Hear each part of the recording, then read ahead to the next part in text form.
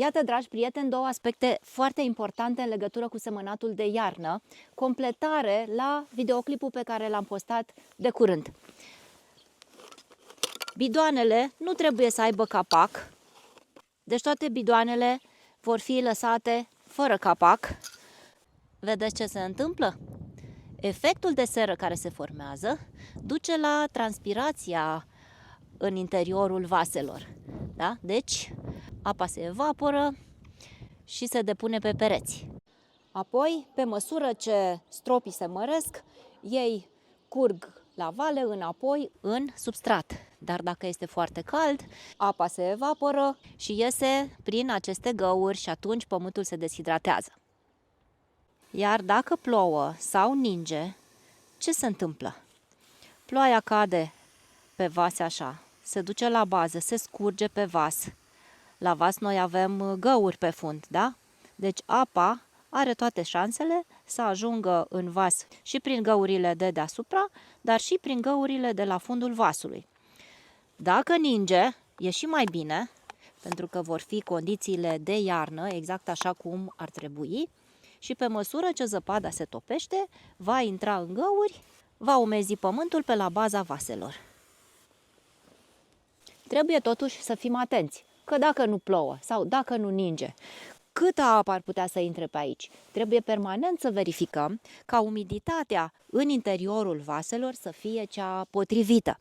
Și cum putem face asta? Cel mai simplu, exact cum facem și la răsaduri. Ridicăm vasul și estimăm. Dacă e suficient de greu, înseamnă că are apă. Dacă ni se pare ușor, putem să venim să udăm puțin. Și cum facem? Ca să nu venim și turnăm aici, pentru că s-ar deranja foarte mult semințele. Cu pulverizatorul, pur și simplu, introducem și umezim aici în interior. Puțin așa, cât considerăm. Și dacă avem mai multe vase, putem să folosim chiar un vermorel să udăm, să ne fie mai ușor și să nu trebuiască să amorsăm prea des această mică pompă. Iar la vasele care au o suprafață mai mare, putem să venim să udăm pe deasupra prin aceste găuri, dar trebuie să turnăm ceva mai multă apă, până simțim că au greutatea corespunzătoare.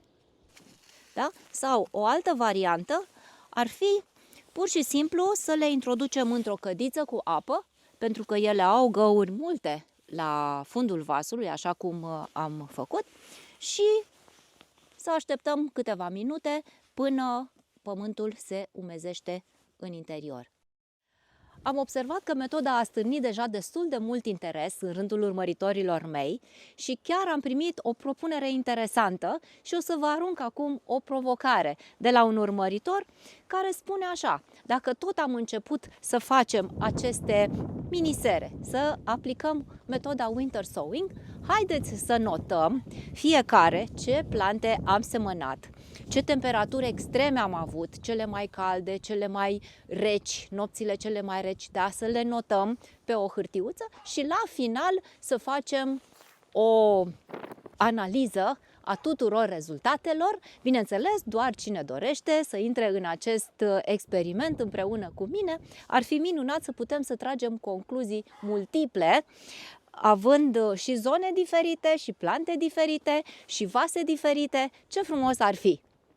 Deci astea ar fi completări la videoclipul în care vă arătam ce este winter sowing sau semănatul de iarnă. Cum putem să avem răsaduri fără să le facem în casă, fără lumini artificiale, fără toată nebunia care implică răsaduri în casă. Da? E o metodă simplă și vă invit să o vedeți aici, în fereastra asta care apare pe ecran, să dați click și să vedeți toate detaliile acolo și ne mai auzim și ne mai vedem și la episoadele următoare.